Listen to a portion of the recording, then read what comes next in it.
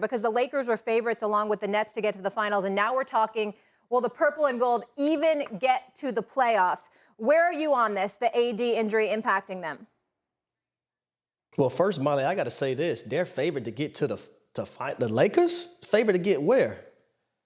Oh, going into the season. No. I was saying going into the season. Okay. Yeah, based on paper. And now we're talking about, will they even be in the playoffs? Mm-hmm. Yeah, I will say this. LeBron James retweeting that and putting his stamp on it is a direct shot at Rob Pelinka.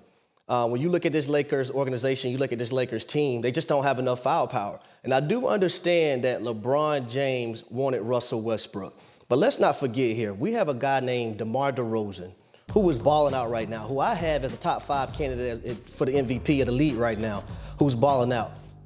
They could have the opportunity to get him as well. They could have DeMar DeRozan right now, but they wanted Westbrook. That was more so LeBron. But Rob Pelinka had an opportunity to make a trade. And when you have a LeBron James on your team, especially at the age that he is, there's no reason to be holding on to draft picks. You got to go get guys that can help you right now and win now, because that's the mode that the Lakers are in. Look at LeBron James. He say he wants to play with his son. LeBron's not going to be there for long. When his son enters the NBA, he's going to try to go wherever his son is. So for Rob Pelinka not to make any move at the trade deadline, and I don't care what kind of move you got to make, but make some kind of move. He did nothing, and right now in a situation where Anthony Davis got hurt again. I didn't like their chances with Anthony Davis playing, competing for an NBA championship, and I definitely don't like their chances with them being out. But I'll say this. We got to look at Anthony Davis and start asking ourselves, is he a piece we need to start moving? I think that brings up a very interesting conversation, Harry, right? Because when I look at this whole scenario, you're not moving LeBron James. I mean, you're talking about one of the greatest players of all time. Even if you want to have Jordan 1A, fine. 1B. Even if you want to put Kobe Bryant in that conversation, still upper echelon, right? You want his legacy to be withheld and stayed in LA. You can't move Russell Westbrook. You do have one pick, your 2027 first-round pick. When you look at AD, I mentioned before, 66 DNPs in his last 3 years. He is the one tradable asset. And you're looking at other people out there. Is that Bradley Beal? Are you going after a Jason Tatum? I'm not saying you'll get any of these guys packaged with other picks, but if you're LeBron James, last night watching the game, the last 15 minutes, LeBron James needs to come in and play the way he did at the age of 37 years old.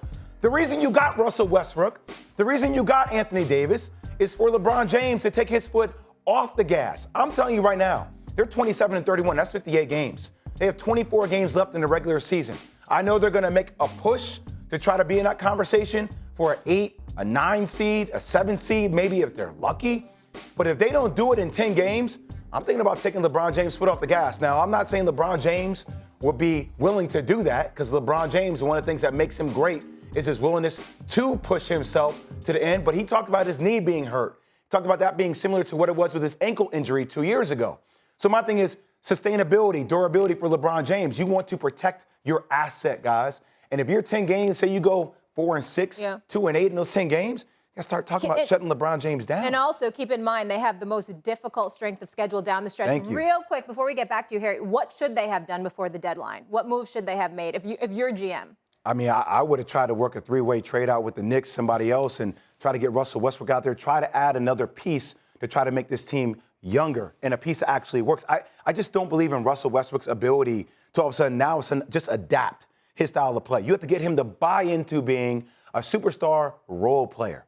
Think about it. A guy who's had the ball in his hands his whole career. Now you're asking him to play without the ball. And I'm not saying that Russell can't do it, but I don't think the probability of him to being able to do it is high at all. Harry?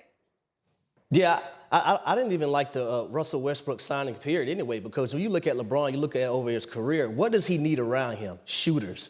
You can't have two guys, and LeBron has worked on his jump shot, it's gotten better, but you can't have LeBron, who's going to be ball dominant, and Russell Westbrook, who we known to be ball dominant on the court at the same time, and then Russell Westbrook can't even play like that. So now he had a point in the season now where he's trying to alter his game and figure out where he fits when he probably should have did it early on in the season. But I don't know, man. This team, I don't know where they go from here, but Anthony Davis being out, Westbrook not being able to be a good fit there, I just don't see this team making any moves or making any splash when it comes playoff time, if they make the playoffs. Thanks for watching ESPN on YouTube. For live streaming, sports, and premium content, subscribe to ESPN+.